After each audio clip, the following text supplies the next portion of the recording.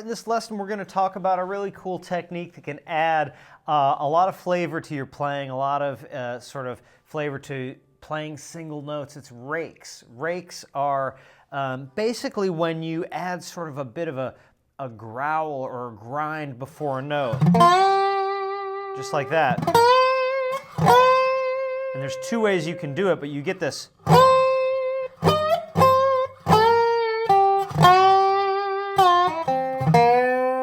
So it's just a little growl before you hit a note. You hear people like Derek Trucks do this all the time, Jerry Douglas, other people. So it's something cool to have in your repertoire, particularly when you're playing, just sort of going to be playing a long sustained note. You can rake into it.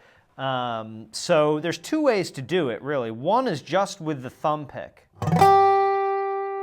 Right, so you just, basically I mute everything with the bar hand. So I've got all these strings muted, except the high string.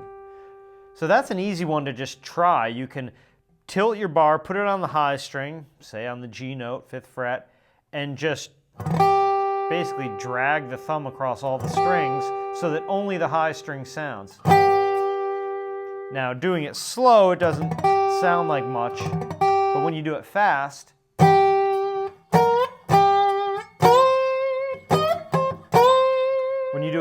it creates a really nice sort of rake effect. So again, the big thing with this is keeping that pinky and ring finger kind of down. I've got my pinky finger on string 6, 5, 4, 3. The ring finger can mute 2 and 3 a little bit. So with the bar, you know, I can mute all those strings and then just put the bar on the high string, and then you've got a nice rake. And again, the thumb, I just drag it across all the strings and all the muting happens with the bar hand. So that's one way to do it.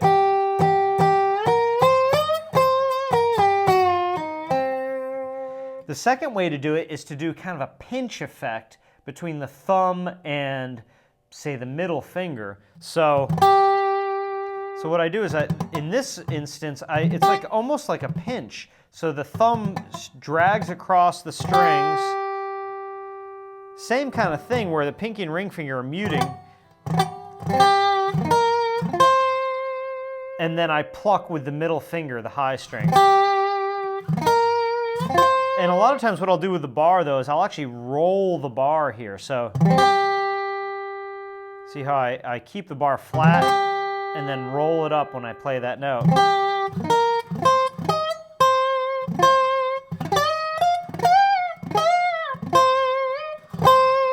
So either one works, you know. You can either do just the thumb pick strum all the way across, or you can do this pinch.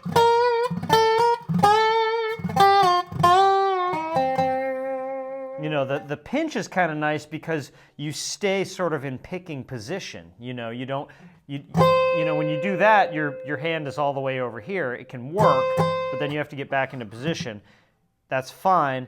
The pinch kind of rake is kind of nice because you're still right here in picking position.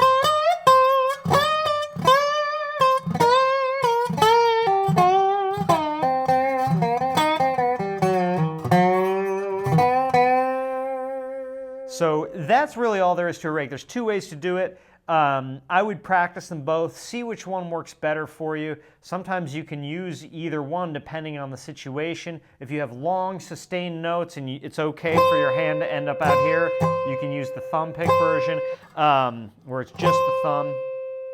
If you want to, you know, if you don't have as much time, you can use this pinch version. And when I do the pinch, the thumb stops on the second string. See where that thumb just stops right there.